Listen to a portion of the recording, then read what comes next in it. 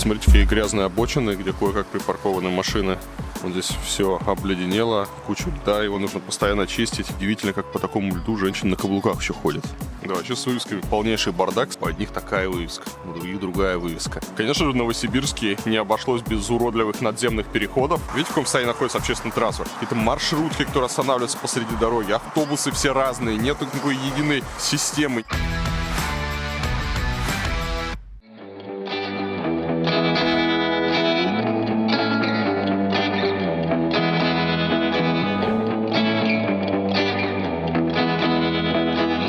Парковочка на тротуаре. Ну что это такое? Вообще какая-то очень неприятная ситуация с парковкой. Она явно никак не администрируется. У него становится, где есть место. А вот этот вот прекрасный пазик они называют общественным транспортом. Пазик — это не общественный транспорт. Пазик изначально изобрели вот эти вот дурацкие автобусы, чтобы в деревнях трупы и картошку возить. А если вам мэр говорит, что это общественный транспорт, попросите мэра с детской коляской войти в этот пазик, и вот все станет понятно. История про глупость. Посмотрите, как стоят знаки, то, что есть парковка для инвалида. Вот как вы считаете, это самое оптимальное решение? Нельзя было нормально знаки поставить? Обратите внимание на ларечки и наружную рекламу. Вот это просто только один из видов в самом центре Новосибирска. Видно, сколько вон разных ларьков, киосков, все они пестрые, каждый из них пытается выделиться. Здесь немножко есть сложная история. То есть, с одной стороны, конечно, ларьки, киоски в городе нужны. Другой вопрос, как они выглядят. К сожалению, на неразвитых рынках, такой как, например, Новосибирске, надеяться на то, что собственник будет содержать свой ларек в каком-то нормальном виде или будет как-то корректно относиться к внешнему виду, не приходится. Поэтому вот каждый пытается сделать как можно ярче. В этой попытке перекричать друг друга победителей обычно нету, зато есть проигравшие. Это жители города, которые получают визуально захламленный город. Поэтому важно, чтобы городские власти как-то регулировали внешний вид этих киосков, вот чем явно не занимается Новосибирск. Но и опять же, наружная реклама, да, вот таких вот билбордов огромных в центре города быть не должно. А когда я раньше был в Новосибирске, я писал, что здесь очень плохо убирают снег. И я был уверен, что снег начали убирать лучше, но, видимо, нет. Потому что, видите, тротуар, только по центру стоит такая небольшая очищенная тропинка. Все остальное, конечно же, не убирают. Опять же, почему так происходит? Во многом потому, что, во-первых, сами чиновники не пользуются этими тротуарами, они ездят на машинах и не ходят здесь. Ну и, во-вторых, у них нет никакой ответственности за травмы, которые люди могут здесь получить. Если бы можно было в суде отсудить потом несколько миллионов там, за моральный ущерб и компенсацию, то городские власти убирались бы намного лучше. Вот у нас такая площадь, посмотрите, сколько льда. Входить очень сложно, потому что все тротуары покрыты льдом, я не понимаю, как здесь люди не падают. Да, ну и вот здесь вот очень такая характерная картина. Тут памятник, и видите, все вокруг обледенело, нечищено, и прямо вот под памятник паркуются машины. Ну, здесь хорошо видно то, что, видите, они трубу не смогли нормально организовать. Надо было убирать, конечно, в ливневку, они это не сделали, поэтому вот здесь все обледенело, куча льда, его нужно постоянно чистить. Посмотрите, какие грязные обочины, где кое-как припаркованы машины. И все это с обледенелым тротуаром вместе. Вот водосточная труба, из которой все на тротуар выливается, и здесь всегда будет лед. Удивительно, как по такому льду женщины на каблуках еще ходят. Вот, в принципе, эту проблему с наледью видно около каждого здания. Вот мы находимся около Почты России. Видите, вот здесь вот кучу льда. Это все вот из-за одной водосточной трубы. Хотя можно было просто один раз взять и убрать эти трубы сразу в ливневую канализацию, и не было бы никаких проблем. Конечно, они могут рассказывать, что в нашем климате это сделать невозможно, но можно посмотреть на Канаду. Вот это вот водосточная труба, и водосточная труба уходит сразу в канализацию. Давайте посмотрим на другую трубу. Вот труба. Вот эта труба уходит сразу в канализацию, ничего из нее не выливается. Да даже на ту же самую Белоруссию, где так убирают. Там ставится просто шнур подогрева, и она сразу уходит в канализацию. Можно сразу с крыши ее туда отвезти, если конструкция здания позволяет. Ну и раз мы с вами дошли до Почты России, хотел бы вот обратить внимание на совершенно просто наплевательское отношение к фасаду. Посмотрите вообще, как выглядит вход в Почту России. Ладно, по бокам висят почтовые ящики, здесь все окей. Но вот эти вот вывески, которые все разные, особенно вот то, что пожарный гидрант. Только не надо говорить, что по нормативам положено вот так прямо указывать расположение пожарного гидранта. Да, вообще с вывесками полнейший бардак, к сожалению. Еще раз, да, вот мы сейчас один вход с Почты России посмотрели, вот сейчас вот видно второй вход. Если вы маломобильный, вам нужна помощь, чтобы все забраться, для вас тут сделали вот кнопку вызова. Я не знаю, работает она, не работает, но неважно. Да? Вот здесь можно сотрудника Роскомнадзора вызвать. А если вы пришли не Роскомнадзора, а в другую организацию, то можно вызвать еще другого сотрудника. И они, видимо, конкурирующие здесь организации, поэтому у них свои разные кнопки вызова, и они размещены в разных местах. То же самое, несмотря на то, что это как бы госучреждение и то, да. Почему нельзя было сделать одинаковые вывески? У одних такая вывеска, у других другая вывеска.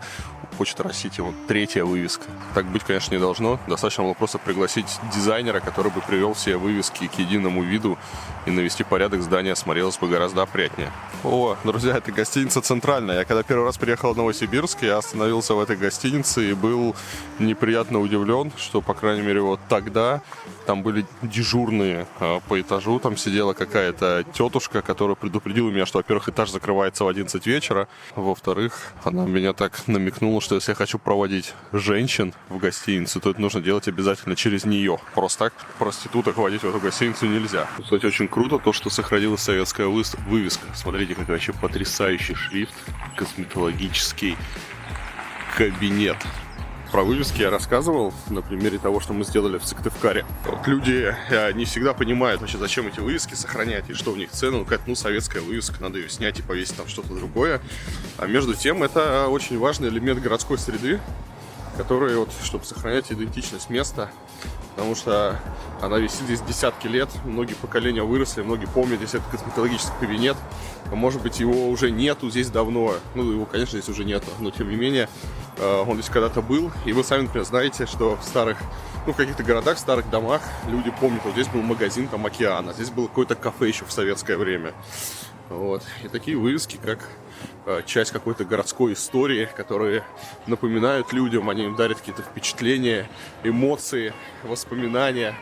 Вот. Это очень круто. Поэтому такие вот элементы исторические городской среды хорошо бы сохранять.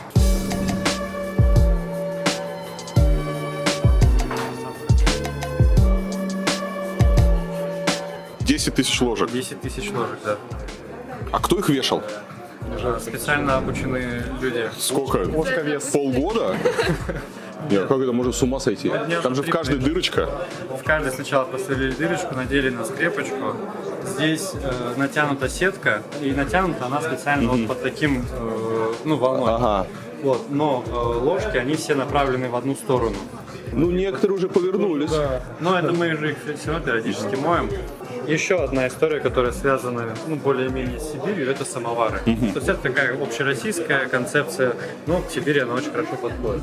Все это откапывалось через Авито, покупалось на Алтае, в деревнях. Сколько все эти самовары стоят? Достаточно. Какой был самоварный бюджет в интерьере? В районе, наверное, 300 тысяч. Хоккейный зал, да. Наш город славится своей хоккейной командой «Сибирь».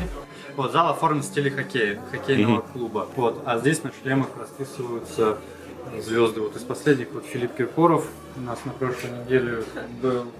Да, вот мне очень нравится, как у вас с клюшками. И вообще интерьер очень прикольный. Он в целом сам зал в форме коробки такой сделан, хоккейный, с закруглениями. Под Новосибирском есть такая старая село, наверное, Колывань.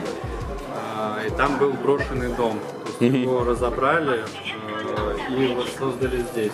То есть эти доски это из старого дома? Да. Там ставни. Это настоящие ставни? Это настоящие ставни, да, из... Слушайте, классно. Это у нас советский кабинет. Он обставлен в стиле 60-х годов. То есть это вот настоящая стенка из ГДР.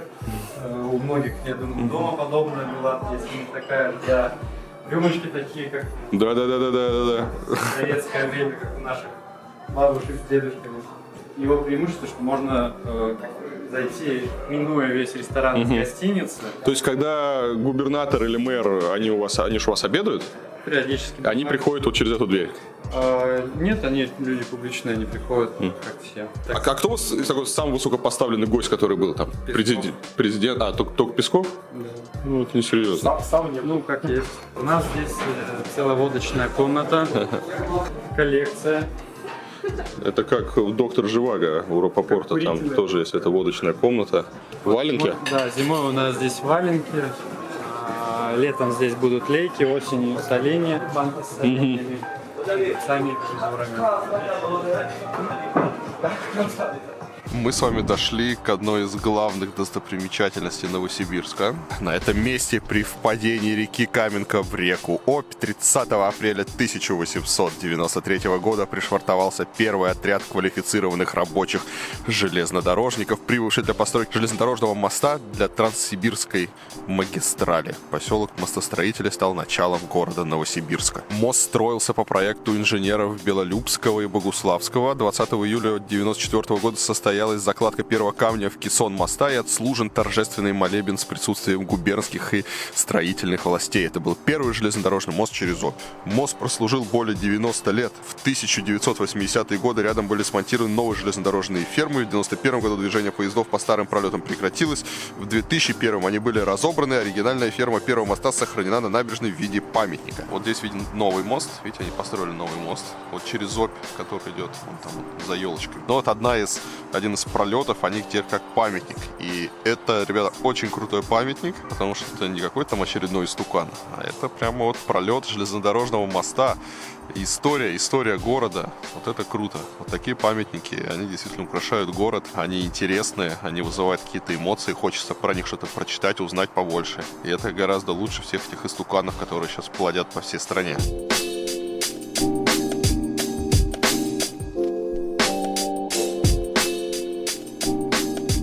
А это новая набережная. Ее сделали только в прошлом году. Сейчас не очень хорошо видно из-за того, что зима, но постараемся посмотреть. Про набережную сложно что-то сказать, потому что все под снегом. Народу здесь не очень много. Видно, что они посадили деревья. Наверное, можно было деревья купить более взрослые. Ну, эти тоже ничего, вырастут через 10 лет. Такие маленькие. Лавочки хорошие поставили. Симпатичный. Видите, даже так на две стороны, чтобы и на воду смотреть, и на тротуар. Ну, в общем, набережная привели в порядок. Вот судя по фотографиям летним, которые есть, ну, обычно нормально, неплохо. Ничего выдающегося нет. В учебнике по благоустройству она навряд ли войдет. Но и стыдиться ее тоже не надо. Хорошая набережная. Конечно, наверное, надо было, может быть, подумать, каких-то больше сделать точек притяжения. Я вот пока еще не видел детской площадки. Может, она где-то дальше будет. Вот спортивная площадка есть. Детская пока не видел. Здесь какая-то непонятная инсталляция. Судя по гирляндам, она подсвечивается вечером. Тут на набережной понастроили какие-то стрёмные панельки с убогими дворами. Все просто заставлено машинами. Даже заходить не хочется. Мы это уже 100 раз с вами обсуждали. Очень жаль, конечно, что жилье такого качества появляется у нас в таких хороших местах. Это прям самая набережная Оби. По идее, должны быть какие-то хорошие кварталы. Но вот такое убожество строят. Какой кошмар, ребята! Я шел в какой-то модный жилой комплекс и решил пойти туда пешком. Ну, видимо, я один такой дурак, потому что здесь пешком мало кто ходит. Здесь сложно идти. Дорога идет вдоль трассы, которая здесь проложена. Такие вот красивые советские здания. Ну, как красивые, обычные советские вот эти вот здания Сталинки. И здесь я вижу вот это вот. Эту скульптуру. Блин, мне плохо стало. Мальчик без ручек стоит. Здесь какие-то остатки попавшей лепнины. Это, видимо, с балконов там это что-то обваливается. Люди, как страшно жить.